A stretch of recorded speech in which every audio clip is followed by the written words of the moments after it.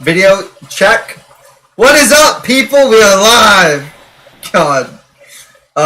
What the f is up? Censoring myself because it's the first how many seconds of the video. I don't know. I'm figuring it out as I go. So I did not prepare for this podcast. I can tell. So we're gonna go off the bat. I've kind of been in a downward spiral. What? Hold on. Yeah. Before you talk about how unprepared you were actually prepared because you called in backup. Facts. Say hi. Facts. Say hi. Hello. Oh, that was terrible. That was awful. Alright, we have Dalton with us. For fuck's sake, Dalton. Anyway, I have gone down an F1 dark hole on TikTok with some weird shit. That's cool and all, but we're here to talk about the AFC North. We are, but I'm letting you know why I'm prepared. I'm sorry. TikTok F1. Anyway, okay. Let's get right into the Browns. We're going with Browns first. Alphabet. Nope, that's not alphabet. Whatever, we're going with the Browns first because Browns first. They did fuck all. I don't know a single goddamn name. I don't give a damn about Cade York. He's got. Anyway. Hey, calm down. Hold on. He ain't wrong though, is he? Yeah, I'm not wrong. He's ass. About Cade York specifically. This entire draft is garbage. He's an ass. Hold on now. That is absolutely not true. Bro, I don't know anyone from this fucking class. Yeah, but you also don't know anyone that doesn't play for the Niners or isn't like one of the top. I know Plaxico Burress. Oh my god. The only player I know on this in this draft, the only player I know in this draft is Martin Emerson. That's because he was in Madden. That's the only reason why I know him. It's because I got a team that we. Now, why might he be in Madden? I don't know. He's an F1 driver. Don't fucking ask me that. That's the only possible reason you were correct. All right, Dalton, you gotta give me a player from this draft class that you really liked. There's an easy one for you, I'm sure. So much. There is a legend here. If you pick Cade York, I'm going to kill you. Not really. Man amongst boys on the football field, the golden leg for the LSU Tigers.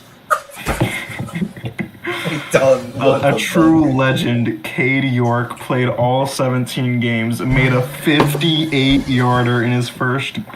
I have a question for you. Yes. What's his field goal percentage this year? Good enough to pass. See, get degrees, my boy. It was 75%, right? He was like 24 for 32. Yeah, 75%. He's better in the boy is ass. He's ass. It's not awful. My problem with it isn't that Cade York is a bad kicker. It's that he's a fourth-round kicker that wasn't like good. You know what I mean? That was a legend, yes. Okay, sure, in college, but like. I feel like if you're picking a kicker as early as the fourth, you'd want him to be, like, good. I mean, this is the Camarda problem from last time you were here, right? Yes. Where, like, for me, it's too early to pick a guy who's, like, okay. Because you can get a lot of guys that are okay without spending a fourth-round pick on them. George Kittle. But here's the problem. No. Why not? Because they didn't go to LSU, and so that's automatically a minus 10 points in your book? Yeah. I see. And since he went to LSU, that's an automatic A. Okay, I see. No. If you can't tell, Cade York was actually he was my second least favorite pick for the Browns. Who is just because of how early he went. I don't have anything against him as a player. I do. Jack, you have lost all my respect. Good. His name is Cade. I don't like anyone named Cade. I know. Cade York, Cade Cunningham, fucking all dog shit. Except for Cade Cunningham. He's actually decent. But Cade York, no. All right. Yeah, so you were asking about my least favorite pick. Yeah, I want to know your least, because if that's not your least favorite pick, that's an issue. Who is your least favorite pick? 78th overall, Alex Wright, defensive end out of UAB. And my note for him is, I shit you not, in all caps.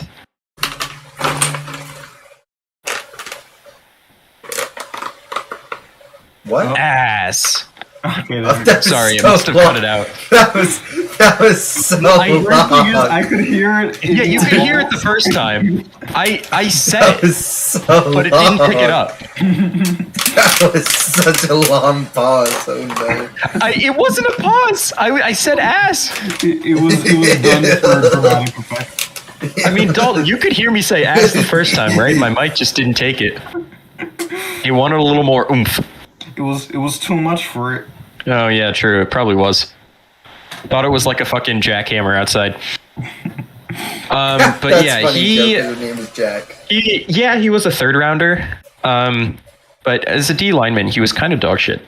Like, kind of really Also, bad. their first pick was a third rounder, so... Yes. Yeah, they had no picks. And the reason for them having no picks Deshaun is Watson. awful. Mr. Sex Offender himself. Anyway, Stand-up human being. Please, get rid if of we're him. talking about third rounders, would anyone like to hear about probably one of my favorite picks from the draft as a whole? Martin Oh, Emerson. yes. I think I know who you're talking about. Yeah. Yeah, Or Mike David Woods. Bell. No, Martin Emerson. Yeah. He somehow like didn't have an interception, right? Yeah. But he and Denzel Ward both had 15 passes defense this year, which is a good number. He was also just legitimately like very good in coverage. He's obviously not a Sauce or a Tariq Woolen, but like at 68th overall, that's pretty good to get a corner who's like a starting outside corner who's like not even like just passable, but genuinely good.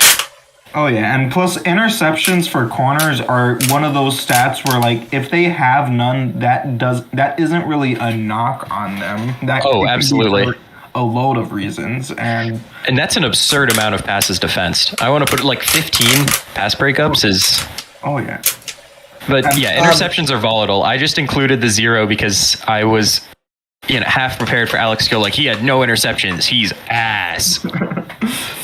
No, I've actually graded someone in a pass grading that I actually graded them pretty high when he had 0 interceptions. Yeah, good. Interceptions to me is like a thing because it causes a turnover, but like if you have no interceptions, you better be fucking locked down. And thankfully he was. And I mean, the only reason he didn't get as talked about was because this year's corner class was kind of cracked. Kinda. And he plays for the Browns. Don't forget about that part. Yeah, of course. But yeah, he's definitely going to be like a starter moving forward for them. And for a third-round pick, that's pretty good. You hate to see it for the Browns. Truly. Wait, what? I don't want the Browns to have success. I mean, I don't think this is a hot take. I don't think I don't think wants them to anyone have wants them success to as anymore. long as Deshaun Watson is on the roster, but I hope they crash and burn. Don't we all? Sell the team. Anyway. Sell the team. Sell the. I also like David Bell, the receiver out of Purdue. I liked him more as a prospect than he ended up playing, but he was still like solid. So you like 2 out of 3 third-round picks. Yes, but I absolutely hated the other one, so they have a 66.6% right now. What is your overall grade for them, man? A B minus. I'd probably agree with the Bima. Maybe. I would My say problem is sounds about right. my problem is they had one pick that was like an A plus. They had one pick that was like a B plus, and then the rest were varying levels of like C to much lower than C. Though I did like Jerome Ford. I will also point that out. I think Jerome Ford. I liked him coming out, but he did jack shit this year. I know he's behind Chubb, but they had like, and obviously Kareem Hunt, and they have a stacked running back room. Yeah, But he was like RB 5 or 6 for them. Yeah, he was low on the depth chart, but that's because they They have a stacked running back group, as you said, and he played mostly as returner for them, and he was a pretty good returner. So, like they're the 6th round receiver Mike Woods got, I think, more carries than Jerome Ford, if I remember right. Wow. Yep, wow. I'm pretty sure you're right. Which that's one of those things that like I find hard to believe. But that's more of a like, why would you draft a running back if you're not intending on using him? Although returner points. Yeah, they did, and I mean, it was a 5th round pick. It's not like they spent like a high draft capital one on him. So I'd give that pick like a B. Fair. I give it a solid C. Really? For knowing a single player on their team? For knowing a single player on their team. Actually, I actually lied. They signed Deshaun Watson. They traded for him this past offseason, right? Last offseason? Oh, yeah. Favorite player? F. Fuck that guy. F. No. I don't give a damn if he has nothing to do with the draft. Fucking F. You traded so much shit and paid that man. Why? For fucking what? Anyway, on to the Ravens. You know, he actually brings the Ravens. Okay. I again know 1, 2, 3.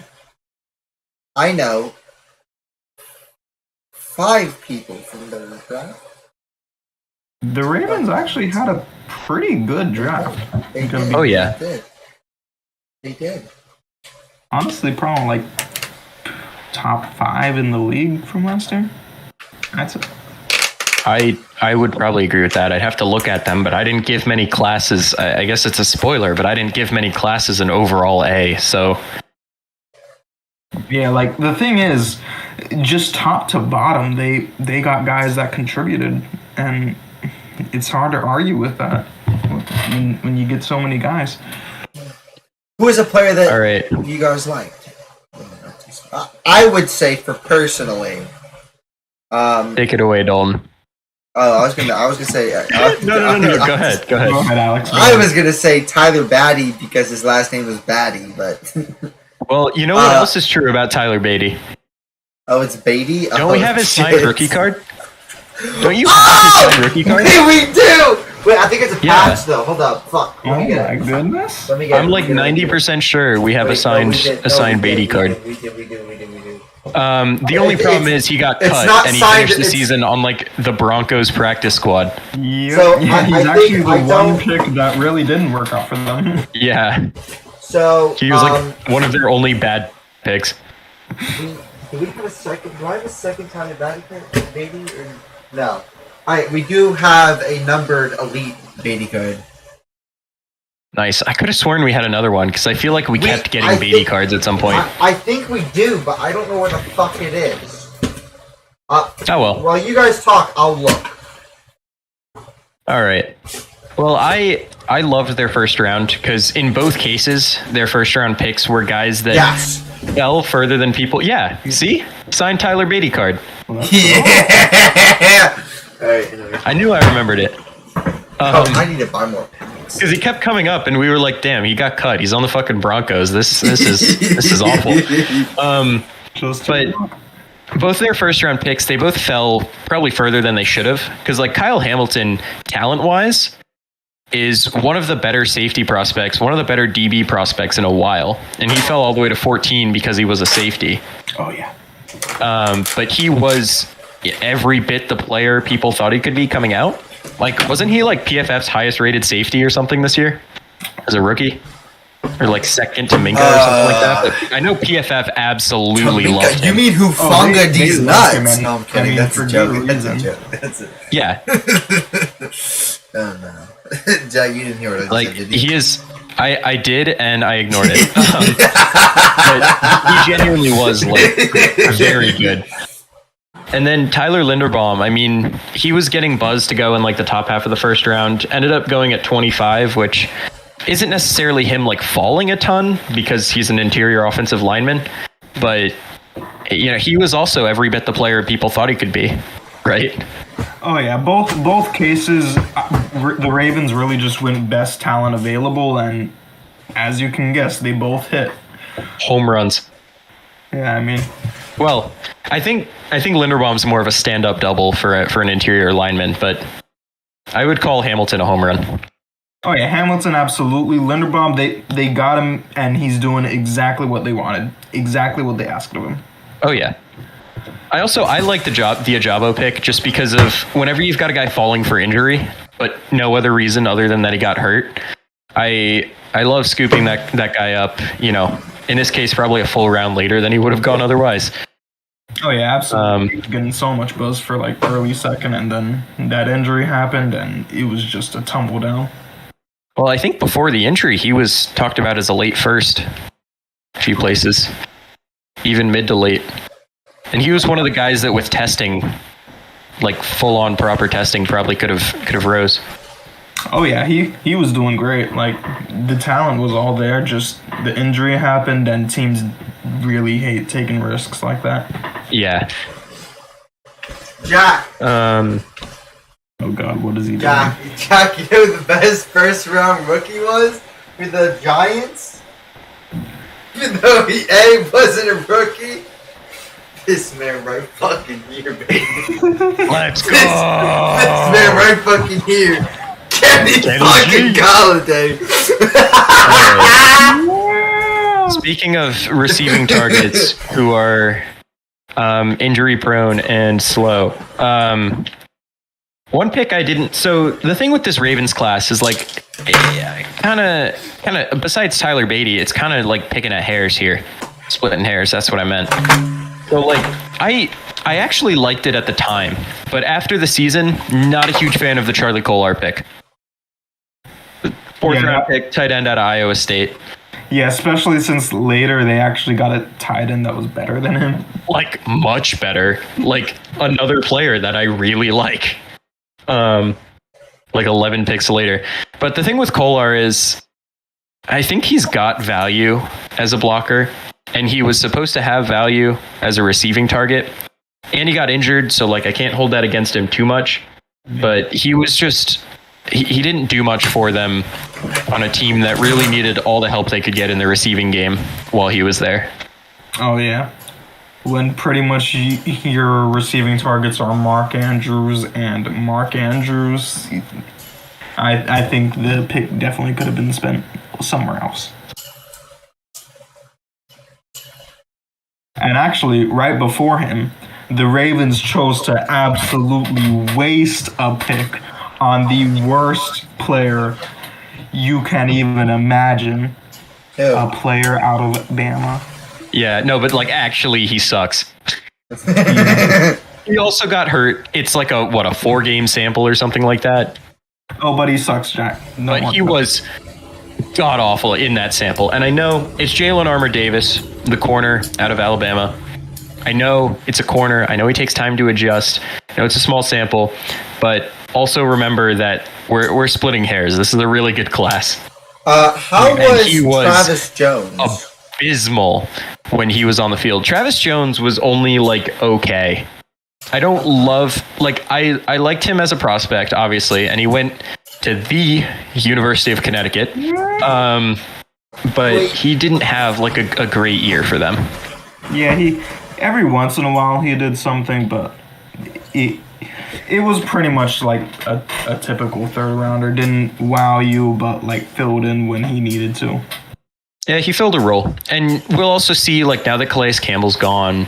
And they've got a little bit more turnover on defense, right? They're going into another year in a different system, even though it's not so much of a different system, but it's obviously not Wink Martindale anymore. We'll see, but, you know, typical third rounder is a pretty good way to describe it. Yeah, and I mean, it helps to have like a typical third rounder when almost everyone else in the draft completely outdoes their draft position. Oh, yeah. And actually, unlike the Cade York pick, I do like the Jordan Stout pick. He ended up getting outplayed by Stonehouse, but Stout was a very good punter in his own right this year. Oh yes. Oh yes. Because I don't know. For me, if you're going to spend a 4th rounder, you'd want him to be like genuinely very good. And Stout honestly kind of was that. Oh yeah, like He can also be a kicker if he wanted. He holds Not the for the longest. Ravens. I mean, not for the Ravens, but like for other teams, because he has the longest field goal in school history for Penn State. Neato. he could. I think that I'm pretty sure we pretty much went over everyone of note. Yeah. I mean, Isaiah Likely was the tight end we alluded to Yeah, I mean, with Kolar. I mean, Likely was like genuinely good. oh yeah, he definitely did more than I think even they expected of him. Oh yeah. But I gave the class an A. I don't know about you, but I'm kind of bordering on A plus for this, but I think I'll settle on A. Just I'll say A for now, but it definitely is one of those that if someone gave it an A plus, I could definitely understand why. Well, since I have autism and I'm different from the pack, I'm going with an F. okay. No, I'm kidding. I do have autism, but I'm not different. A. He's not like all the other girls. I'm not like that. I'm not like other girls. Oh, no. Oh, God. Alright, let's go with the Bengals. Oh, Bungle. Nah, the Bengals weren't awful. They weren't. They had such They were names fine. as Yeah, they were Gunther. fine. Gunther. All right, Dalton. Lady Gunther. Dalton, give me a player you like. Actually, I know one. Volson, Cordell Volson. There. Yes. 36 started. Let's go. I mean, what's there to say? He stole the starting job almost right out of camp and just ran away with it for the entire year. Like, Out of From the who? North Dakota State University. Who'd he steal it from? Would he steal the... I don't think he stole it from any one person in particular, right? yeah, I mean, they had brought in a lot of linemen, so it was kind of an open competition, right? Yeah, I mean, but like a 4th round pick coming in, starting the entire year, playing a little bit of a slow start, but I mean, outside of that, played pretty well most of the year. I mean, What it just says offensive lineman. They tackle guards. I don't know. guard. Yeah.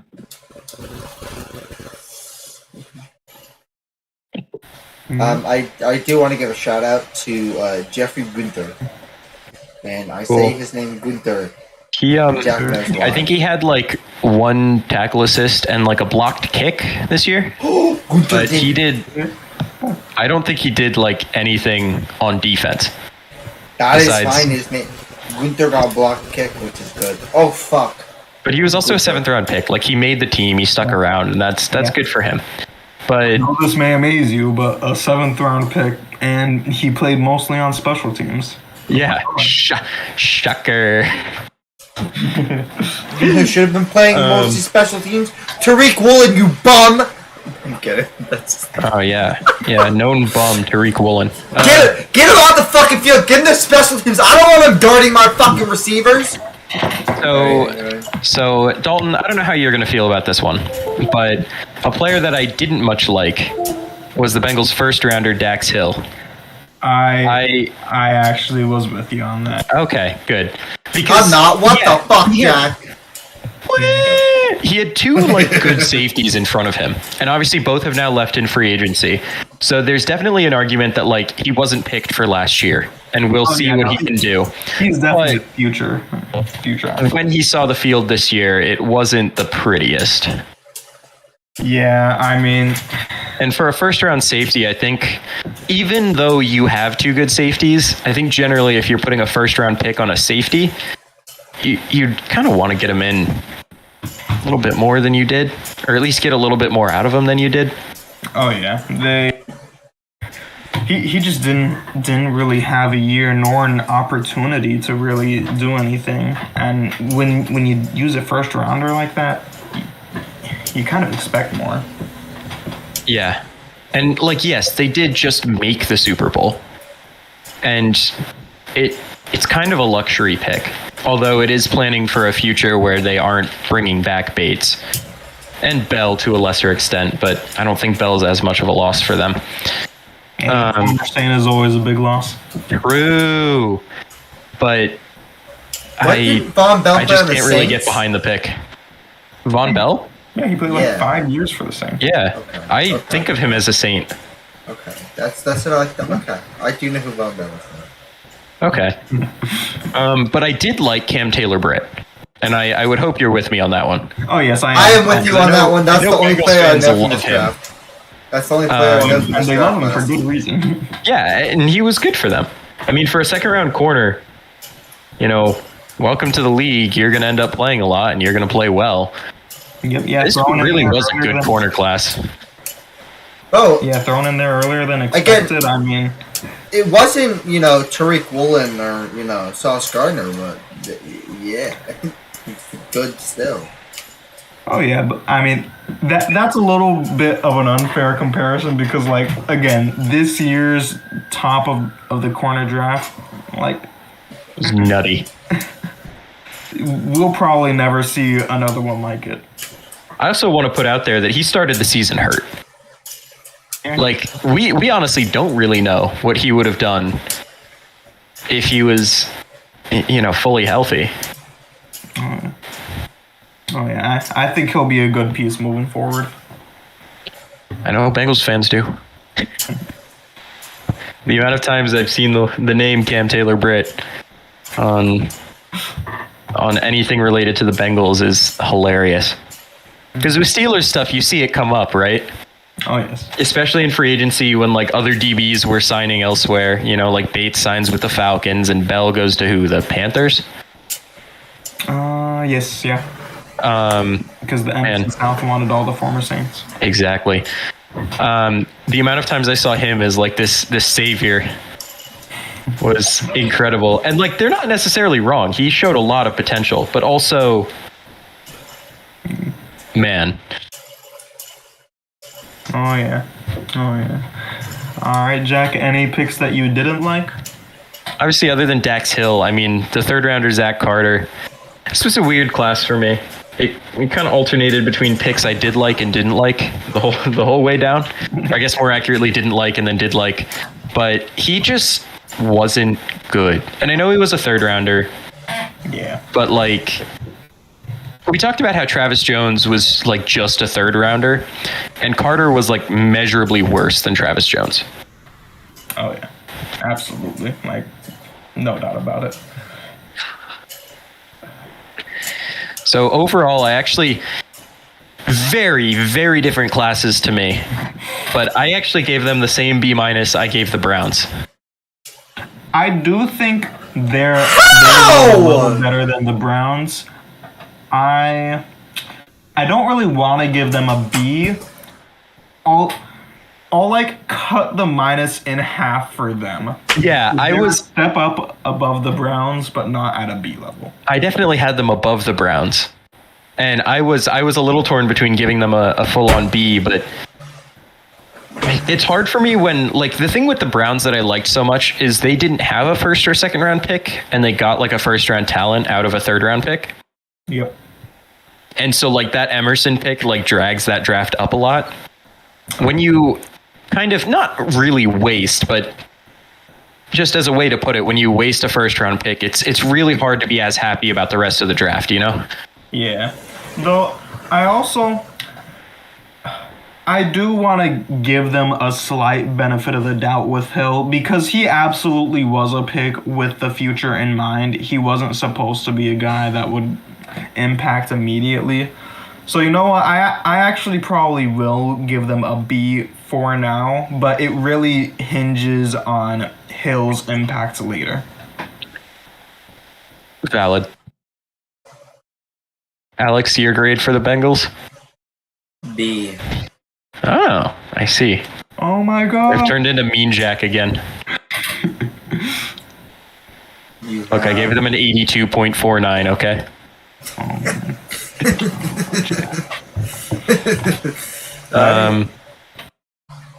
All right. Steelers. We got another class. So, obviously this is an F class. Like, this is probably the worst draft class in the entire league. This is worse than the Vikings, alright? They wasted a first and second rounder. They wasted a third, fourth. They wasted all their picks. They wasted all of them. Like, what the fuck are they doing? Like, yeah, they actually just traded them all away. They didn't even. Yeah, they traded a whole draft for some guy named. Help me out here. Stop. Ricky Williams ring a bell? Does Ricky Williams ring a bell, Dalton? Okay, I'm. Does he? Does he? Dalton, are you still there? Uh-oh. No, not. All right. So let me tell you about our Lord and Savior, my phone lock screen, George Pickens. Wait, hold up. You're telling me your lock screen isn't Kenny Galladay? Yeah, it's George Pickens. I think you mean Jorg Pick. Sorry, Georg Pick. It's the wrong pick for a lock screen. But yeah, Pickens is my lock screen, so I'm sure that says all you need to know about my opinion of Pickens. But the reality is, obviously Olave is better. Obviously Garrett Wilson is better. But outside of those guys, like, it becomes an argument. And in the second round, with the run of receivers we had in the first round, that is a steal. And he's every bit the guy you want him to be, like, in interviews and off the field. Like, the character issues were clearly overblown with Pickens. And the Steelers managed to steal a first-round talent in the middle of the second. Oh, yeah, absolutely. And, I mean, when you look at PFF, he has a lower grade than he should because of the offense he was in. And yeah. Surprise, surprise, that'll be... Same with his, like, stats, honestly. But... Oh yeah. Go watch him, man.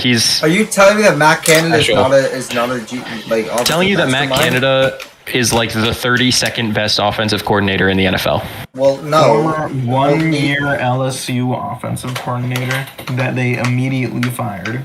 He got fired in college, and that screamed, yes, this man should be the Steelers OC for 3 years. Genuinely, this offense, like, personnel-wise, feels top 10 to me. This offense, in reality, knowing Canada is calling the plays, probably isn't going to be higher than, like, 23rd. Yep. Yeah. Definitely could be a top 10 offense if they had a competent guy calling. And Absolutely. If they had a competent... No, I'm kidding. That's a joke. No. I mean, who do you... Like, Najee, Kenny... George Pickens, who's your second receiver? Deontay Johnson, who's the first receiver. George Pick is the second, and then... Do you not know who Deontay Johnson is? I do, but I just don't know if he wasn't that good. And then actually, this is a good segue. Do you want to talk about the trade that just occurred? Honestly, it doesn't matter terribly much. There's kind of a reason that the Rams ate as much as they did to trade Allen Robinson to the Steelers. He is, at this point, he is mostly a name. But the reality is the Steelers wanted a third guy in case, like, it would be a decent segue into Calvin Austin. But the Steelers wanted another guy in case, like, Austin comes back a little slow, or they don't get, a guy that they want late in the draft, or any number of things happen. He's kind of a contingency plan and another guy that you sort of have to worry about, even though it's obviously an attempt at a reclamation project. So I have a question. Yeah. So on Twitter, which is an awful start to the sentence, okay. There's a Ravens fan who tweeted out, "It's getting worse." End quote. The Ravens offense is better than the Steelers in every single way. And had Allen Robinson listed as the Steelers' #1 receiver. Versus Odell Beckham. Sounds like a Ravens fan trying to versus Odell Beckham.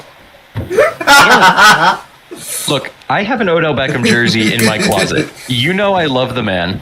I know you. Right now, I would take both Deontay Johnson and George Pickens over Odell Beckham Jr. Bro, Odell Beckham there's no way he comes back and be good. I'm sorry. No, so hold the on. Dude completely fucked his knee, like completely. We haven't seen him play. He got his ACL fixed the right way this time. We haven't seen him play on an actual ACL since his time playing for Baker Mayfield as his quarterback. True. So we don't know what he's going to be. He could genuinely go back to being very special, although obviously he's much older and has had multiple ACL surgeries and is not going to be as explosive. But he could very well end up being a true number one guy again. The uncertainty, I would just rather take two guys that I know can be a guy. Well, also, I think you think Lamar might not fucking stay the way he's fucking contract negotiated. Odell, there was kind of an understanding with Odell that Lamar was going to be there. Like he denied $200 million guaranteed. $200 million guaranteed. Didn't he directly dispute that? No, he actually did. I don't know. Yeah, I think he did. No, every single report about Lamar's contract, Lamar has come out and said that it's just like straight up wrong. Yeah, but the Ravens came out and said it, didn't they? Or was that the 150 mil? I would kind of rather listen to Lamar. I also doubt that the Ravens would come out with specifics like that, but they might have. It was either 150 mil. Lamar is negotiating his own contract. I kind of would trust Lamar on the numbers that he's being told. Yeah, I mean, I just don't like. Given that he's actually in the room. I mean, yeah, that's true. Also, like. And from what Lamar's saying, he's not even asking for like an absurd contract. Yeah, not like Jalen fucking Hurts. No, okay, hold on. Jalen Hurts' contract is the market rate. That is not an overpay. No, he did reset the market. He is an actual good human being. Okay, sure. A little bit. Sure, fine, but Kyler Murray's getting $46 million a year. In what world is an extension for 51-ish? It ends up being a little bit more than that, but 51 in new money. Oh, he's getting $46 million a year? Yeah. This happened 2 years ago. And he's ass? Yeah. Yeah, kind of. Pay him 10-year, $400 million, baby. 10 years, $700 million. Get it done. Dude, right. How many times do I have to tell you that Mahomes took a serious pay cut and a 10-year contract because he was trying to help the Chiefs? But wasn't he getting he 50 mil though? He's Brady. getting 50 mil a year though. Hurts? No, Mahomes. It was like a 10-year, $500 million contract. It's 10-year, $450. He's getting $45 mil a year over the 10 years, but it's purposely set up to be like cap friendly. It's a pay cut versus what he could have gotten. And there's a good chance that it's not really to God it was 500. I swear it was 500 mil. I swear to God it was 500 mil. But he's going to get extended eventually. Oh yeah. Or like, increasing his money each year and tacking on a year or two to it. But it's made for cap flexibility. So that it was a $500 million contract. It was a 10-year, $500 million. Well, it's 45 right now, so I think it goes up later on in the deal at about extension o'clock. But anyway, all that to say, Lamar isn't trying to fleece the Ravens. The Ravens are really weirdly playing hardball. 40 mil, 37, 59, 50, 50. Yeah. Okay. But anyway, we have gotten off track. Yes. I mean, when talking about a guy I like, it seems to be low-hanging fruit to just point to their first rounder, because I feel like it's fairly obvious.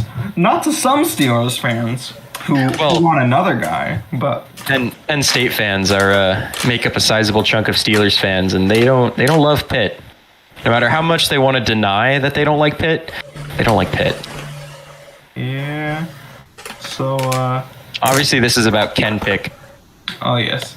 Who did they want? Actually, like, I'd say overperformed in the time he was given with the offense. As well. Bro, so he's one of the guys. You can't hear Alex either, right? I cannot. Matt Canada, offensive genius. I heard Matt Canada, offensive genius, so I'm going to assume it's not worth listening to. The thing with Pickett is a lot of people like to box score scout quarterbacks. And the problem with that is offenses, especially this year. I mean, Matt Canada is a completely different story. But especially this year, the Bears are a good example of it not happening because people love Justin Fields for some reason. But, that was a run-first team. Obviously, the Giants were a run-first team for a good half of the season. Falcons don't really have good quarterback play, but they were a run-first team a lot of the year. And you've got a lot of, different offenses. Now that defenses are committed to stopping, the deep passing game, a lot of stuff is open in the quick game and in the run game. And so, I don't know. It's the same thing where, you've got people talking about how, Purdy is incredible because he's throwing, 4 touchdowns a game. And Pickett sucks because he's throwing, 200 yards a game. And I'm not going to sit here and compare the two quarterbacks, but I am going to say that Pickett is much better than a lot of people think because that offense is holding him back to a criminal extent. It is not a coincidence that when Kenny Pickett pretended that he couldn't hear his offensive coordinator and called his own plays, he had 2 very good game-winning drives. It's not a coincidence that he graded out very well during his time playing. And I also would say that it's not a coincidence that I was going somewhere. Shoot. Tough. I had a third point. If you wanted to talk for a minute, Dalton, if I remember it, I'll come back. Kenny Pickett is the future of small hands presidential organization, and what I'm saying is has held back so many QBs. Oh! I remembered what it was. Yes. Matt Canada, not only does he suck in the first place, but he very openly did not trust having a rookie quarterback playing for him, that he dumbed down the offense, intentionally, to the point where, they didn't have hots. Pickett didn't have, options to audible or anything like that. It was a stupidly oversimplified offense, which is completely against the point of drafting an old, long-time college starter. The thing is, he handled it like he would a freshman QB in college. Yeah. The thing is that college and NFL are completely different. The guy has been starting for 4 or 5 years at Pitt. He knows everything there is to know about an offense. You don't need to dumb it down for him. If anything, you're just gonna hold him back with chains. And Pickett's a well-known film junkie. He was the kind of guy that not quite Russell Wilson level, but established an office of sorts in the facility. Was definitely a grinder. He'd figure it out, and he figured it out in college just fine. Yeah, it's just incredible how terrible Canada has been. It's like his mind is still at Maryland. It really is. It's horrible to watch, man. And he's had he's going into his 3rd year. He's going into this year, he'll have had 2 full years in the NFL, 2 full off seasons, and he still doesn't know what he's doing. The only hope is that now that Pickett's not a rookie, he'll take those fucking training wheels off the offense, and it'll get closer to the offense with the corpse of Big Ben running it. Which now the jet sweeps will get 4 yards instead of -2. Hey, whoa! They did win a game with a Connor Hayward jet sweep. Oh man! Speaking of Hayward, he's a rookie, but he's not a rookie I want to talk about right now. He didn't play, obviously. He got hurt. But I liked the Calvin Austin pick, the receiver out of Memphis, because he's a steal. They have 2 legitimate receiving weapons now, in Deontay Johnson, who is a number 1 in this league, and George Pickens, who is at the minimum a strong number 2. Yes. Right? Austin is a textbook deep threat with a lot of raw talent that was he was blowing it up in camp. He was so good, and then he got hurt. Oh yeah. So there's a lot of hope for him going into year 2, and he's a kind of talent that the offense doesn't necessarily have. But if he is just the speed weapon you think he is, Johnson, Pickens, and Austin is one of the better receiving cores in football. Oh yeah, that's absolutely the hope. Now, of course, we don't know what we'll see. This year will really be the year where we get that. But there's definitely a lot of hope there, and it's deserved hope. And I'm just excited because it's something that the Steelers haven't had necessarily. Like Sims obviously has wheels, but I don't feel like they've really had a true burner receiver for a bit. And it's something that, granted, it's Canada, but like I think George Pickens like led the league in go routes run or something like that. Like Canada likes to run them. So if you get Austin running those, then Pickens can actually like run routes, which he's really good at. I don't know, man. Maybe the hope is that Canada gets his head out of his ass, but I don't think it's going to happen. Here's the thing. Now Canada will have an excuse to run a jet sweep with the fastest player on the field. Yeah, but maybe it'll work a little bit better than with your third string tight end. Anyway, you got a pick that you really don't like out of this class? I mean, DeMarvin Leal wasn't really great, but he was I third. thought he was pretty good, actually. He was okay. Like he also had the benefit of playing behind Hayward and Ogunjobi. Yeah, like there was Hayward, Ogunjobi. Loudermilk was there for him. So I mean, yeah. Excuse me, what now? What is that person's name? DeMarvin Leal. No, not that. Loudermilk? Yeah, Isaiah Loudermilk, with Isaiah having 2 H's. There's no way that's a real person. 2 H's? Yeah, Isaiah, 2 H's at the end. It's he's not Lowd. No, Louder? like loud, like volume.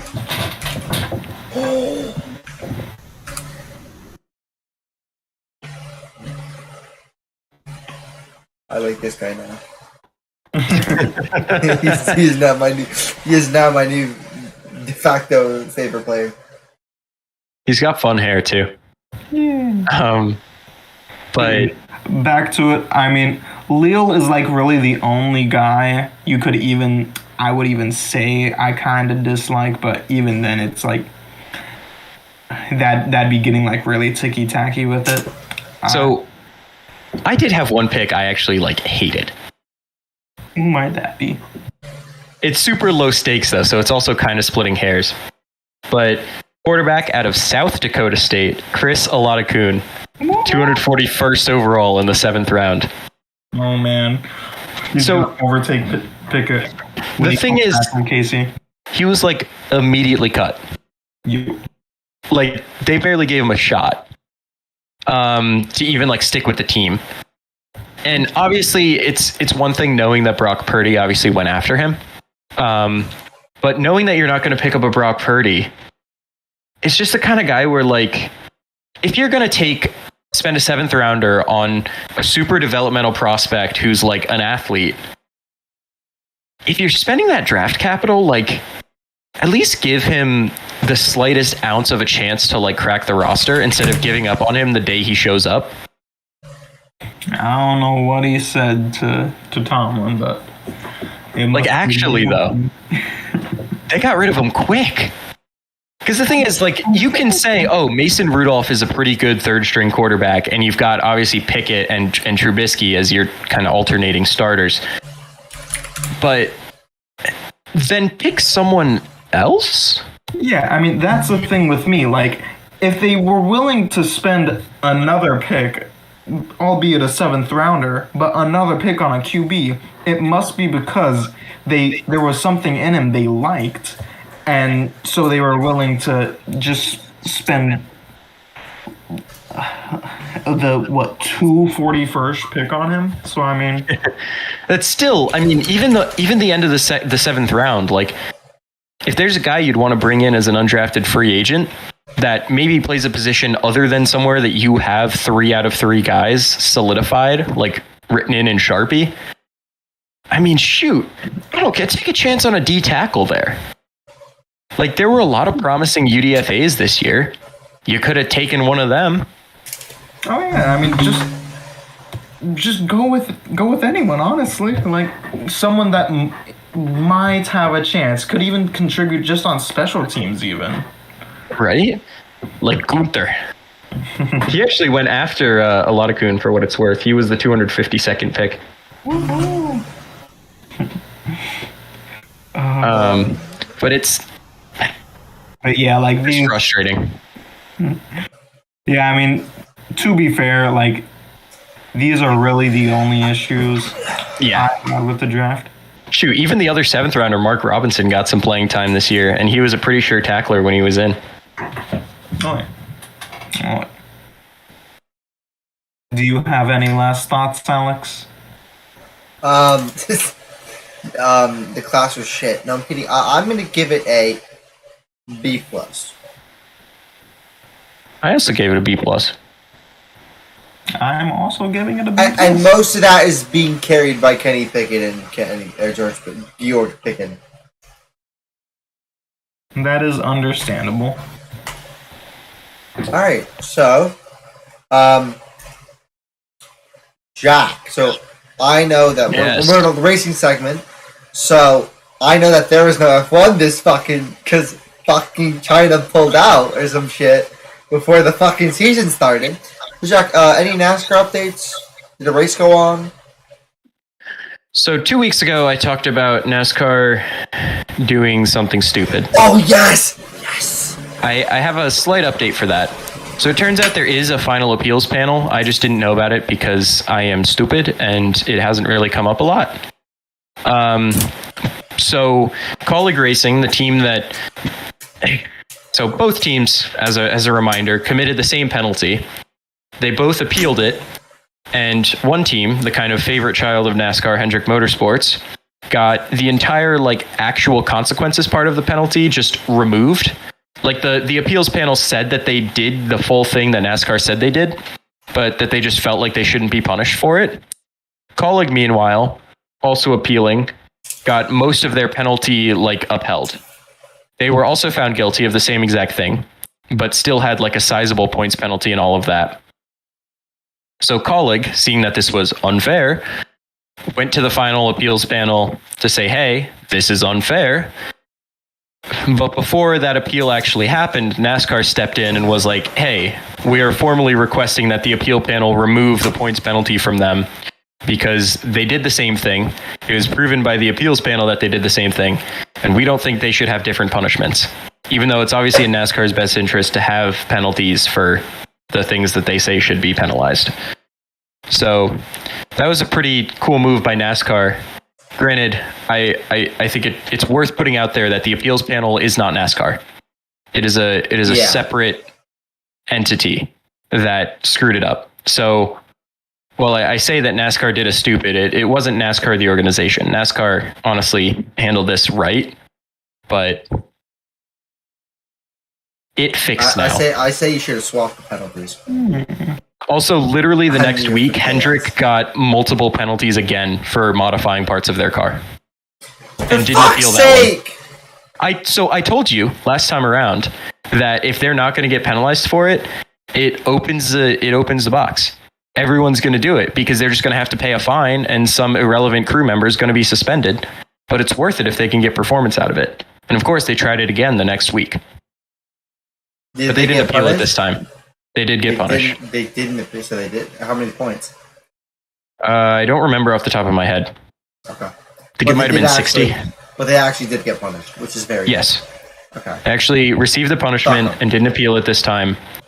And all is well with the world. But the actual race this week was at Martinsville, which the new car just sucks ass at Martinsville for some reason, which is a shame because it's one of the best tracks in existence. Is that the dirt one? No, it's a short track. It's known as the paperclip because it's a flat short track that's kind of long and skinny. What is the dirt track? Is there a dirt track in NASCAR? Yeah, sort of. They put dirt on Bristol Motor Speedway, which is not usually a dirt track. Did it race? That was 2 weeks ago. Cool. I did see a TikTok of somebody doing an amazing save on that track. Yeah, dirt. I love dirt. I dig dirt even. But no, dirt racing is cool because, I mean, if you've ever driven on like, mud versus on asphalt, obviously you're going to have a little less control. So dirt racing is, you're basically drifting through the corners, if I'm describing it in a way that would be kind of universal. So it's pretty good fun. The drivers like it. It's a good time. Dirt racing itself is a huge thing in the US. So it's cool seeing a national series embrace it a bit, even if it's a little gimmicky. But it's a good time. They're sideways through the corners. They're always fun to watch because the cars are literally diagonal going through it, because some guys really go all out, fully throw the back end out there through the turns. I don't know. Go watch some like dirt racing highlights. It's a good time. Okay. But for the final part of my NASCAR segment, we've talked about this before, but it is Talladega week, which means Talladega infield party. Let's go. Means, who wants to go barbecue sauce wrestling, baby? I do. I really. That's top 5 things in motorsports for me to do. 1, go to Silverstone. 2, go to Monaco. 3, go to fucking. 3, go to IndyCar. 4, go to Talladega. 5, fucking do anything really. Like just do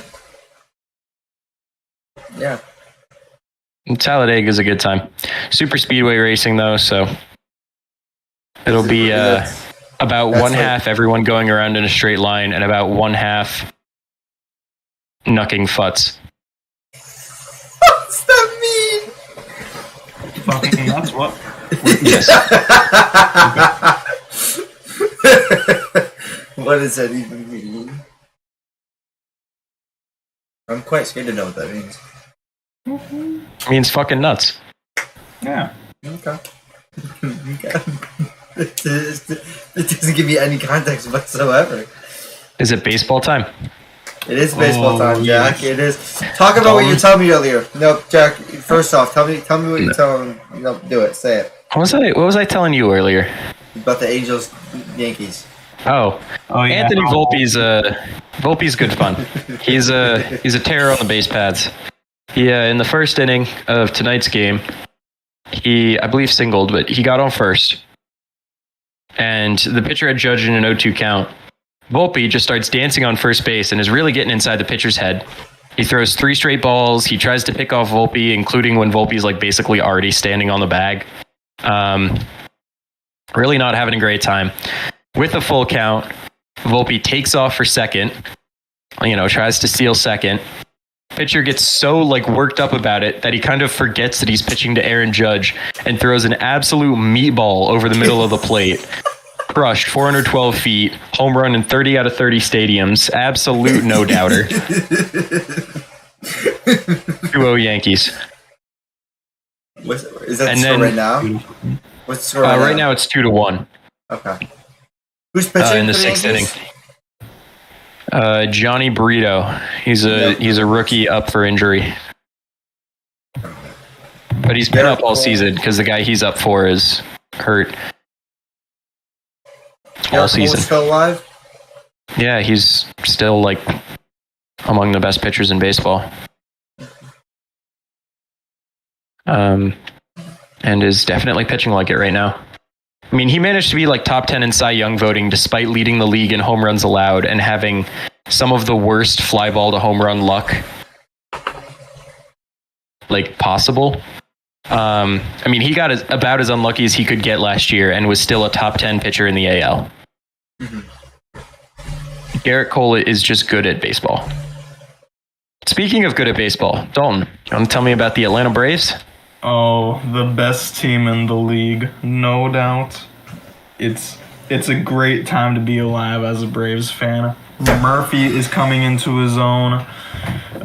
What team is this? I want to put it out there that Murphy already came into his own. It's just in Oakland, so nobody cares. What? Oh, are we talking about Murphy was already a beast before he came over. Oh, no. What team are we talking about? The Braves. The catcher for the Atlanta Braves. What, Alex? What? Are you mad at when you're looking at greatness? Surely he's not a fan of a team that is dog shit. Definitely not. The San Francisco Giants are absolutely goated on the base pads. Please have my misery. They're just having a rough start, right? They're just tanking for the first month. Yep. No, it's gonna turn into the whole season again. Fuck. No. Well, no, Alex, you know how they were good a few years ago? Bring back the early 2010s. Yeah, I know. Like, Everybody had a career year. I get it. Everyone had a career year at the same fucking time, and it wasn't sustainable. I know. I fucking know. You told me this like 10 times. There are legitimate suspicions that they were cheating somehow because of how weird of a coincidence it was that everyone had the best season they have ever had. All at once. You got Arson. At least you got Carlos Correa. Fucking dicks. Fucking dicks. Hey, look, at least the Mets got Correa, right? Fuck the Mets. Oh, that was beautiful. That was a beautiful thing. Hey, what we got Aaron Judge again? The Braves are absolutely cruising. They have the second best record in baseball and have actually played real teams, unlike the Rays, who have managed to play like all the worst teams all in a row. And they lost the only series they've played against a good team. Who was that team? Who was that series again? The Blue Jays. Yeah, Blue Jays, and then they also what's his name? Jose Bautista still in the Blue Jays? No. Nope. Right. Long time ago. Okay. That was. Play with fire for so long, and it's gonna burn you. I don't know what's going on. But yeah, it's early in the year, so there's really not too much to talk about. But yeah, No, there is. Your Pittsburgh Pirates. Wait, are they doing good? They're on pace for a 100-win season. 102 to be precise. They just swept the Colorado Rockies not long after sweeping the Boston Red Sox. They scored 14 runs in 2 of the 3 games and won all 3 games comfortably. They're currently tied with the Mets for the 6th best record in the sport. And they are noted. This isn't sustainable for what it's worth. They have multiple bench players hitting like 400. But absolutely not. they are definitely better than absolute basement dwellers, and it's fun to watch them be good. I love a happy Pirates team. Yeah, I've told Brett they are going to fight for a playoff spot. Would they get absolutely bounced, trounced, completely just stomped on in the playoffs by the top 3 teams? Yes. But they play in the worst division. Yeah, they play in the worst division in all of baseball, not even just the National League. Are we sure that Yes. that's the fact? Are we like 100% positive? Yes. They somehow got worse than the AL Central, yes. How? Well, mostly the AL Central just got better. Minnesota's a legitimate contender again. Cleveland isn't going away. Just 7 and 12. I have a question. Yes. Yeah. How the fuck do the Angels have Mike Trout and Shohei Ohtani and are 9 and 8? Because they surround them with literally children. Can they fucking help them, please? First round pick already. Can they please help them, like, for the love of God? Ohtani's gone probably by summer. Yeah, he's absolutely. What about Trout? What about Trout? Trout signed for life, but he regrets it. Yeah, Trout! I wouldn't be surprised if he gets traded at some point. Dude, if he wasn't he force his way out, and he's kind of too much of like good guy Trout to do that. Yeah. No. If he wasn't injured half the time, he would be the greatest baseball player of all time.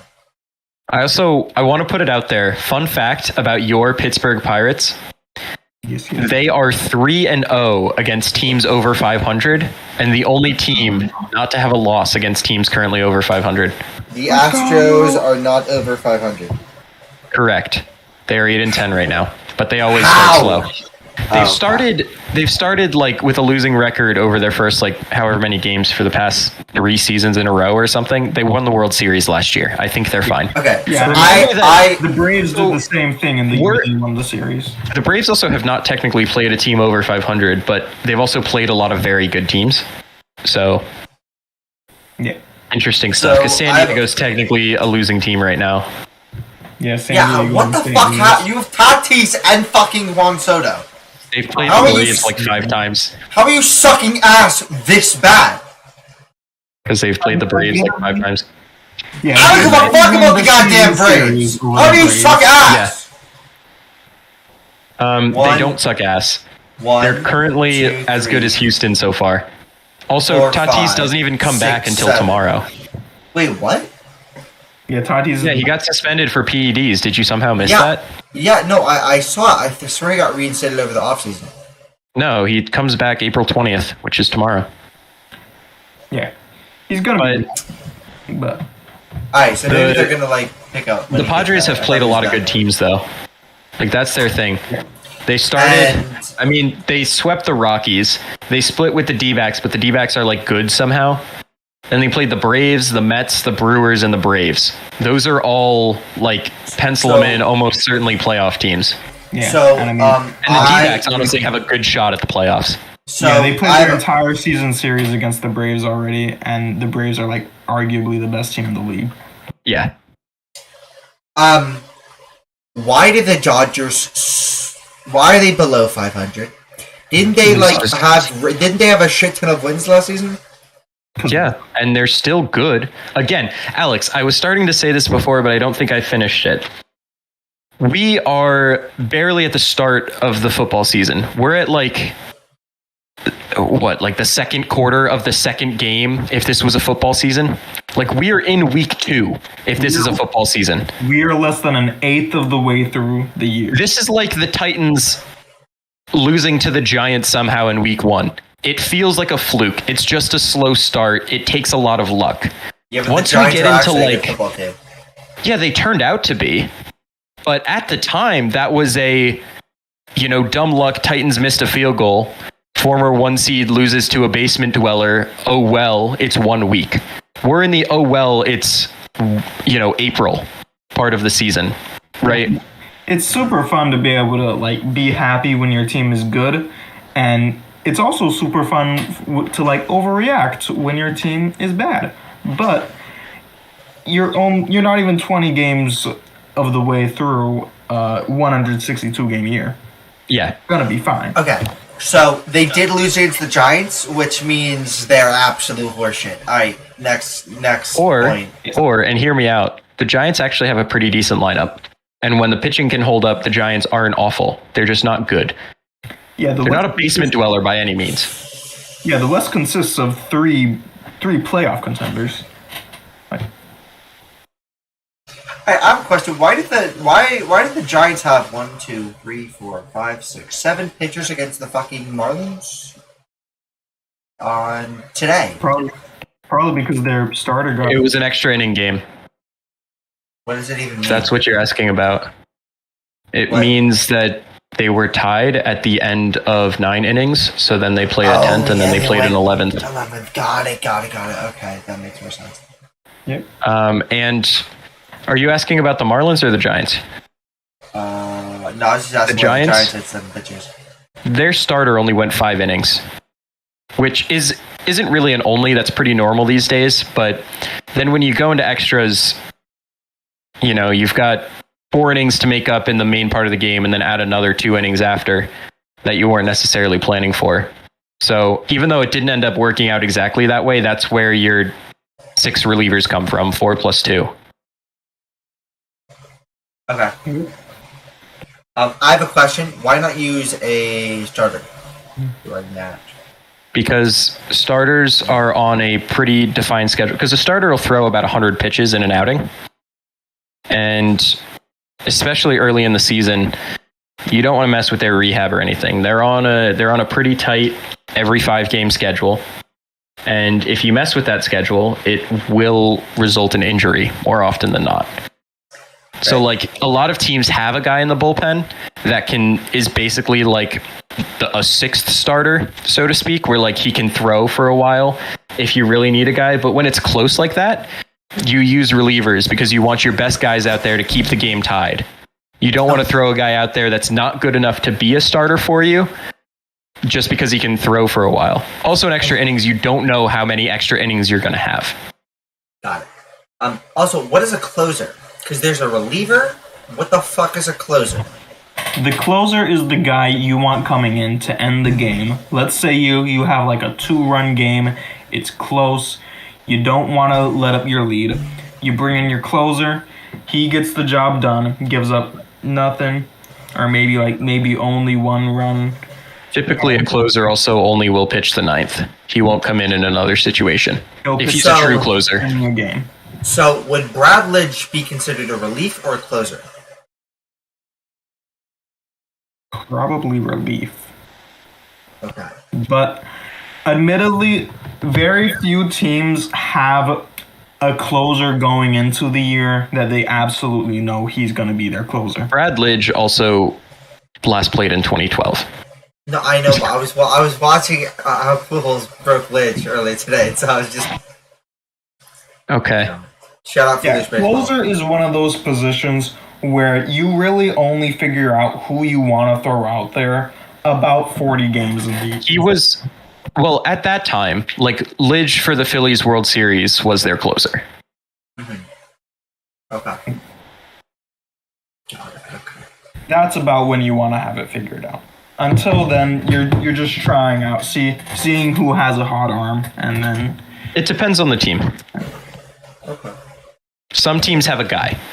The Cleveland Guardians have Emmanuel Clase. He is a guy. He is a closer, and he will only come in a save situation, which means you're leading by 3 or fewer runs towards the end of the game, and he'll finish the game for you. The Mets, Edwin Diaz, obviously famous for the walkout song. He's a true closer. Aroldis Chapman used to be a true closer. Obviously, Mariano Rivera is famous for it. But your teams these days, like the Braves, don't have a super defined one right now. Yeah, but that's because the guy we would be using is injured. Yeah. The Astros do a bullpen by committee for the most part, although by the time the playoffs roll around, they've got a guy that they tend to use in that role. But the argument these days also is that statistically, using your best reliever as the closer, that's not the most important situation of a game. So a lot of times now your best reliever is your like quote unquote high leverage guy that maybe he'll pitch the 7th, but he's against the other team's best batters. Or maybe the game's tied and they've got a runner on second and you've got to bring in a guy that like is your absolute best to shut it down, keep the game tied, and keep moving.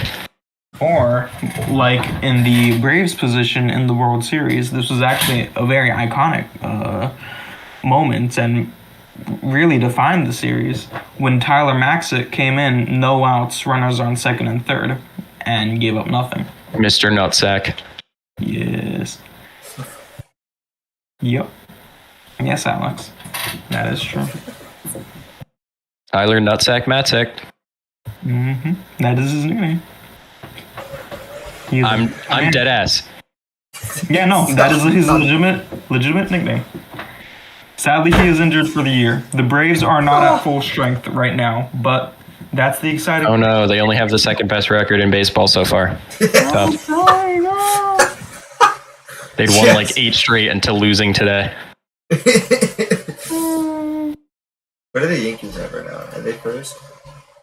They're not great so far, but they also they treat April like it's spring training, and they treat August like it's rest time.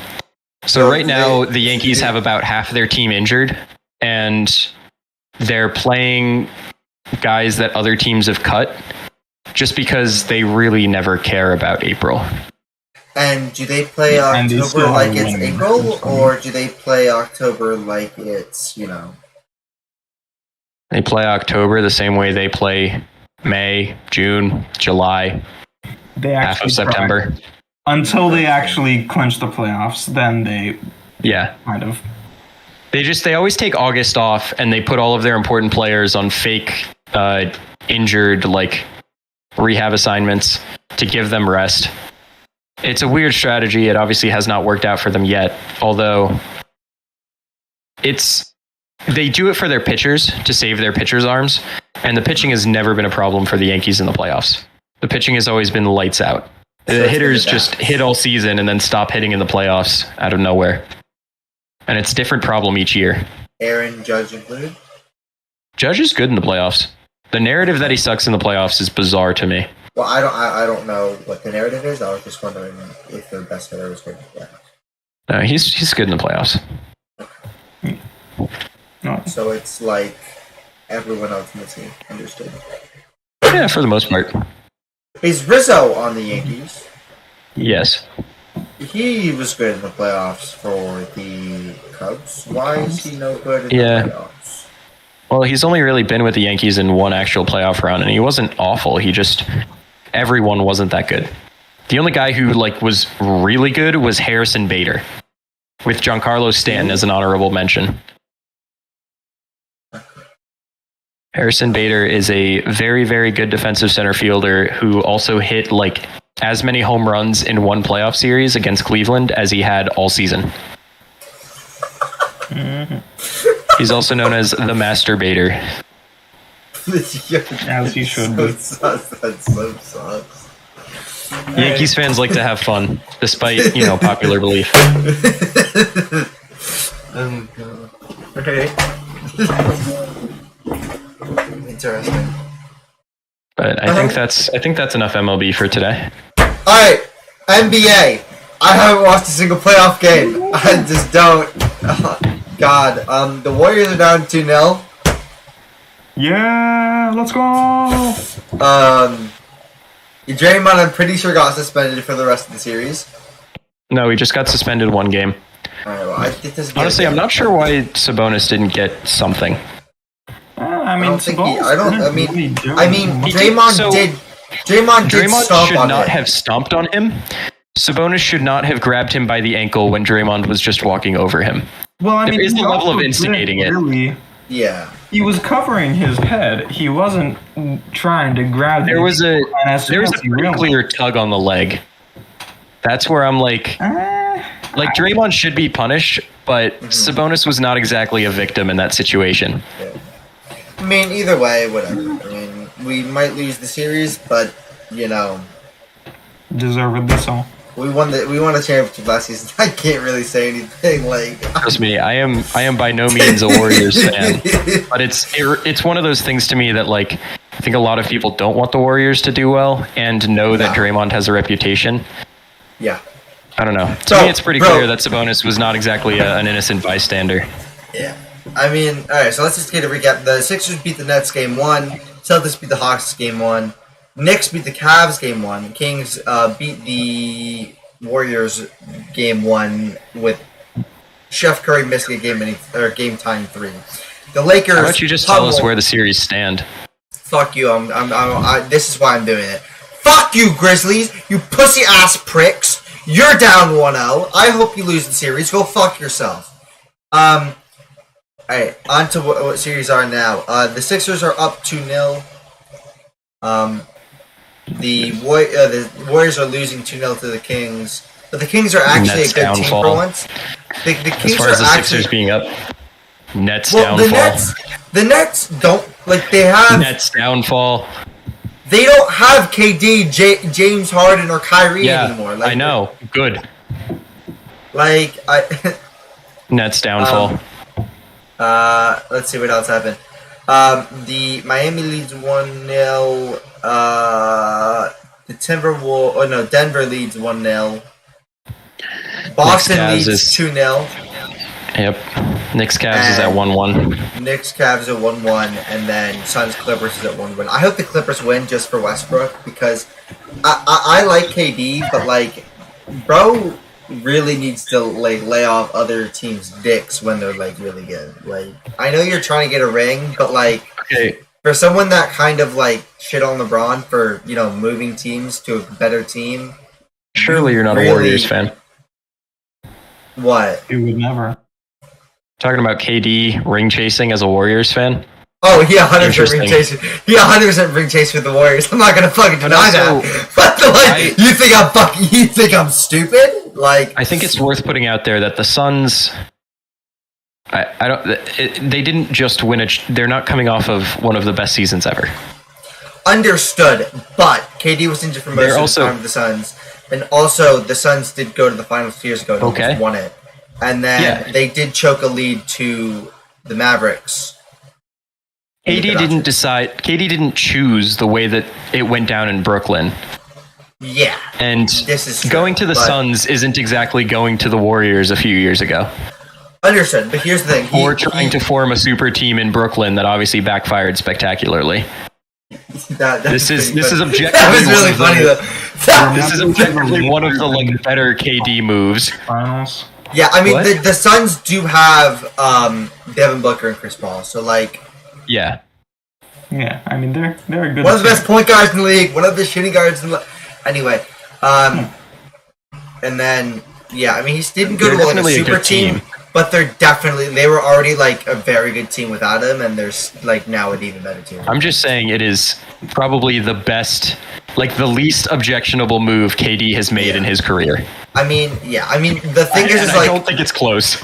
Yeah, I mean, it's not like he's going to the 72-6 war, no. Yeah, the 72-10 Warriors, fresh off of the blown 3-1 lead, with Steph Curry, Klay Thompson, and Draymond, but I was trying to think of who else. Alex isn't a JaVale McGee enjoyer. It's not like he's going to arguably the best player in the league at the time, plus one of the best role playing 3-point also, don't disrespect how good KD was at the time. Oh, KD was one of the best as well. That's the issue. You had Steph Curry and KD.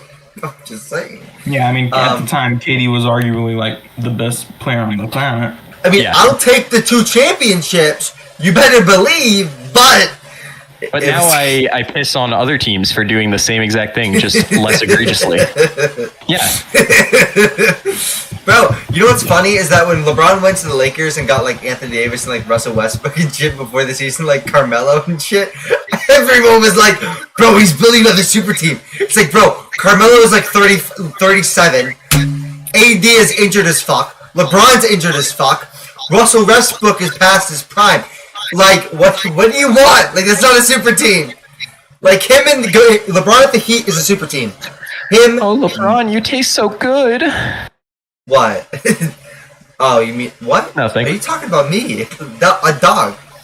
Fuck LeBron. No, I was just tempted to say that earlier when you were hammering the table for the Lakers over the Grizzlies. No, because I hate the Grizzlies so much. I fucking hate the Grizzlies so fucking much. I hope their franchise fucking burns in hell.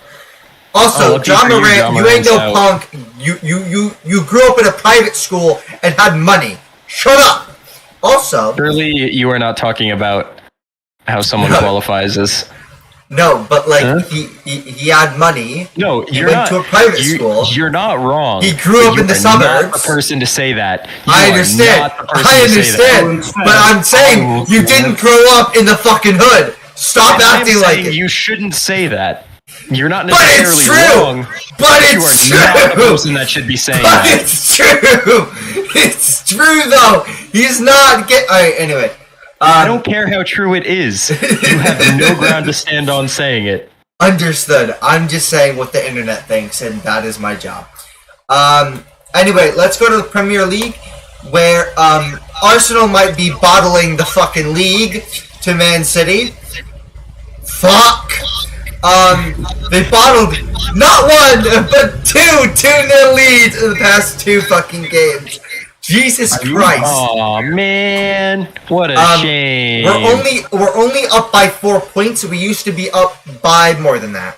Alex has decided he's an Arsenal guy. This is good to know. I was an Arsenal fan before. The only reason why I was an Arsenal fan before this year is because of KSI. One of the best teams in the league to be a fan. I was a fan just so happens. Bro. Do you want to know why I like Arsenal? It's KSI. That's literally it. I don't give a damn about the Prem. Just like him because of KSI. And now that they're good. Hey, I could have been a fucking Man City fan. So shut the fuck up. Or do you know any other team in the Premier League other than those two? Yeah, West Ham, Leeds, Chelsea, who are in the shitter. Root for the American boys. Dude, if I wasn't an Arsenal fan because of KSI, I'd be a Leeds fan because of Mini Winter. That's all I'm saying. Tyler Adams is my king. Bro, don't they have McKinney now? I swear to God they have McKinney. Yeah, but he hasn't been good for them, so. They got beat 6-1 by Liverpool. An actual important matchup tonight. Let's do it. Which is the international match between the U.S. and Mexico. I was waiting for that. Oh, I'm going to have a heart attack. I know in 30 minutes. Dude, are you? I'm gonna watch it with you if you don't mind. The annoying. Oh, absolutely, please. The annoying thing, Jack does not care, and I know that he could care less. If Mexico loses again to the U.S., I may jump. If what happens? What happens? Hey, Alex, I have a question for you. Yeah, what's up? Do the numbers 2 and 0 mean anything to you? Okay, that's enough from me. But yes, Mexico has been unable to defeat the U.S. in soccer in their last 4 matchups. Hold on, are you a Mexico fan? Today's the Hold day. on, are you a fucking Mexican bitch? What? All right. Bitch, what are you trying to say? What are you implying? Wait, what are you the fuck implying? is the U.S.? I'm implying that this man Dalton lives in the U.S. and is supporting Mexico, not the U.S. Okay, yeah, the U.S. really only cares about soccer when it comes World Cup time. Also, surely this man has no connections to Mexico or any reason to root for the team. Oh, absolutely not. Surely not. Absolutely. But anyway, but I just like to throw this out. England has never beaten the U.S. in the World Cup before. Also true. You suck at your own sport so bad that you've never beaten the U.S. in the World Cup. Just throwing that. The United States in the World Cup. All their other matchups. Yeah. No. Wait, what the fuck is a kilometer? Raw. Anyway, it's true. Like, it's true. You never beat us. You fucking suck ass. You haven't won since the 1960s. Suck your mom. That pissed off a bunch of British people. Anyway, in other things happening, NHL playoffs are going on. Oh my god, they're interesting so far. Pens aren't in it, so at NHL Watio. Who's in the playoffs? Who's in the playoffs? Right now, the entire are the San Jose Sharks? I don't fucking know, dude. I don't pay attention to that side of the country, if I'm being honest. No. No. We finished 22 wins to 44 losses. Oh man. Dude, I'm a Bay Area fan for fucking everything except for soccer because I don't follow soccer. And it's, by the way, it's called soccer. Anyway. You can tell this is hockey and not football because the Jets and Panthers are both in the playoffs. And let's keep it that way. Right now, Carolina's up 1-0 on the Islanders of New York. And the game is tied right now late in the third period, so that's probably a good watch. Are the Rangers down? Boston's up 1-0. I'm going to get there. Boston's up 1-0, tied right now with the Panthers. The Minnesota Wild's up 1-0 on the Stars. They play at 9:30, so they're starting now. And the LA Kings are up on the Oilers 1-0 as well. That game starts at 10. And then tomorrow we've got Rangers Devils in New Jersey. Rangers are up 1-0. They kind of blew out the Devils despite the Devils being favorites last night. Go Devils. Lightning Leafs. Leafs always choke, so it shouldn't be a surprise that Lightning's up 1-0 and Tampa Bay's probably going to sweep if I were to guess. Seattle, Colorado. Kraken versus Avalanche. Seattle's up 1-0. And Winnipeg Jets versus Vegas Golden Knights. Whoa, hello. I forgot how to speak.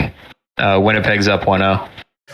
I have a question. I swear the Golden Knights went to like a Stanley Cup final like their first season. They did in their first ever year as a franchise. They're like the best expansion team ever. Well, they didn't win it, so they are not better than the fucking Mariners or whatever team in baseball went in like third year or whatever. Well, for a first season as an expansion team. First season. Well, the Buccaneers are pretty good.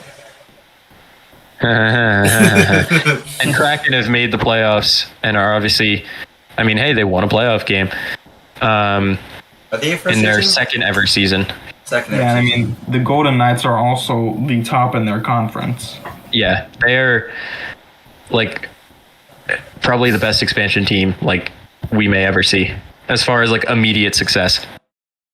Yeah. Yeah, the Golden Knights are actually fucking good. What the fuck? Yes, yeah, they're really good this year. They're competing for another Stanley Cup. And they lost to the Winnipeg Jets, who are what? In their first game, they're probably still gonna win the series. They need. Yeah, they're favored. Like, I want to make that part clear. I hope they lose. Hockey is variable, right? It's like basketball. You have, I mean, in a lot of ways, the way that the season goes is a lot like basketball.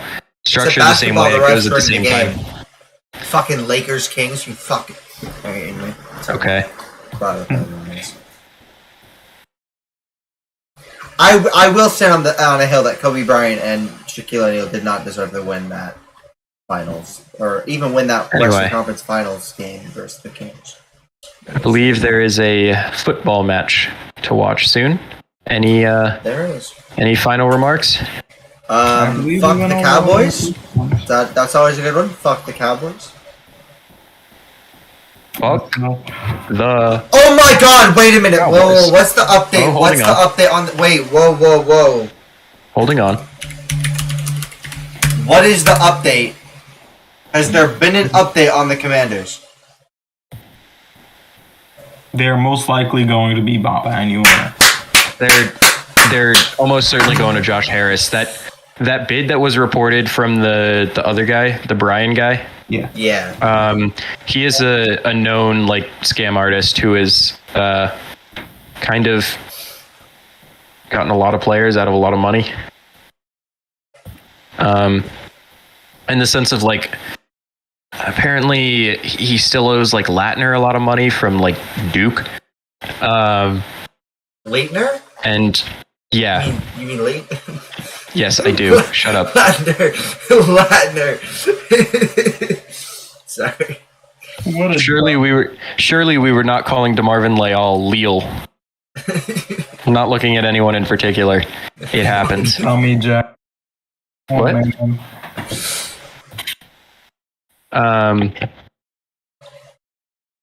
But it's almost certainly going to the Harris group because the other offer got a lot of traction for a guy who has a history of doing some shady-ish things. So, we'll see. But it's moving along. That's good. It got to the approval process. Yeah, it should be. $6 billion is a lot of money, though. Yeah, but that's what teams are worth. I know, but wasn't a team got bought for only $4 billion the other couple years ago? Oh yeah, no, this one will blow out the others, but yeah, it was $4.65 billion to the Waltons, but there we go. That's also you kind of just gotta assume that's how it's gonna go. Yeah. Oh, and actually, other piece of news we didn't talk about. Haley Van Lith to LSU. Possible. Very possible. Really good women's basketball player. Oh, I hope she was UConn instead. LSU gonna go back to back. I'm saying it now. Bitch, you can't. No, with Paige back. With Paige back, and if Van Lith goes to LSU, that is going to be one hell of a matchup in the final. Bro, I want you, dude. Paige, can you not get injured for one fucking year, please? Please! 1 year! Don't get injured. Stay healthy. Thank you. No. No, because she's the goddamn best woman. when healthy, you can make an argument she's the best women's basketball player in college. Clark is definitely giving her a run for her money now, but understood. But like when she's healthy, there's an argument. I'm not saying right now, I'm saying there's an argument. The Caitlin Clark is, dude, she's so good. Like, bro, LSU, you guys suck dick that you didn't blow them out. Caitlin Clark cooked you. Bro, what do you mean? What do you mean Caitlin Clark, like, played very well in the finals? Did she not? Yeah, but why are you trying to bring down LSU when they just won a championship and were ridiculously good for the whole tournament? The only reason why I'm doing that is because fucking Angel Reese is stupid. Fucking. What do you have against Angel Reese? I see. I just don't like it. Yeah, she doesn't play the game the right way. Yeah, she fucking taunted it. Oh, bro, she's already fucking down. You don't have to fucking be a bitch. He's doubling down. He's doubling down. You don't have doubling down. You don't have to do this in front of her once she's already not play the game the right way. Surely Caitlin Clark isn't like famous for taunting the other team a lot, and surely Angel Reese wasn't just doing the same thing back to her, and surely Caitlin Clark definitely like didn't mind it or anything. No, I think she definitely didn't say in an interview later that she was completely fine with it. Yeah, I mean, I also have this comes around, and competitors know as much. I also didn't she have like 5 points or 10 points in the final? Hold up, what did she have? She had a double-double, and I'm pretty sure it was nearly a 20-point double-double. She's also like ridiculously good at more than just scoring. I mean, she's probably the best big in the game. 15 points. 15 points. Yes. She broke the record last year for the most double-doubles in a single season by a women's basketball player. You know who I think could get more double-doubles in college basketball in the women's? DeMarcus Cousins. Okay. And the only reason why I'm saying that, the only reason why I'm saying that is because Brittany Griner. No, the only reason why I'm saying that is because Brittany Griner said she'd beat him one-on-one in a fucking basketball game, and then Chino, the greatest women's basketball coach of all time. After the end of the last time I was here for the podcast. What did I do? Oh yeah, please go for it. What did I do? Unquote. I am in A minor. No.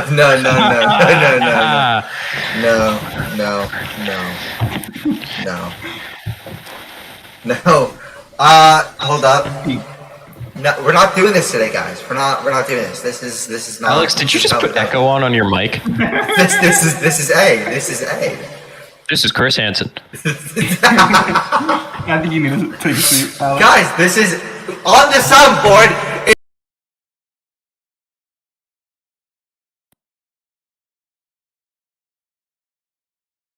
He's now mute. Can you please say what bitch. you're in? UConn. Wait. UConn, by the way, starting next season. Obviously, this is pre a potential Van Lith transfer. UConn is opening as the favorite for the bracket, with Iowa as a 2 and LSU as a 3. If LSU gets Van Lith, I think they're honestly a number 1 or a very close number 2 to UConn. Obviously, UConn having a healthy Page is a huge difference, but next year, if everyone is healthy, and it's going to be so Hello? on, dude. Can y'all hear me? Oh, yeah. I mean, even if it doesn't, LSU will still have a really good roster. So it'll still be super fun no matter what. What? Can y'all hear me? You had muted yourself for a bit, but now we can. Oh, can you say what key you were in, Alex? No, I cannot. I was in A. Okay. I don't think that's accurate. Were you in a major? I don't think you were in a major. We're not stitching me up. We're not stitching me up here. No, this is not. Chris No. Hansen, take a seat. We're not doing this today, guys. I do have to say. Are we sure? Can we talk about? No, actually, hold on. Can we talk about the climate change of women's F1, like people, please? No. No. Okay. Well, there's a great F1 presenter. And, nope, we're not doing this. We're not doing this. Fuck the Cowboys. I am. Fuck you guys. I'm going home. No. Dalton, do you have anything to say? Anything to say? Fuck the Mets. There you go. Whoa! Fuck the Yankees. Not the Fuck the Cowboys. Pirates. Fuck the Steelers. Fuck the fuck every.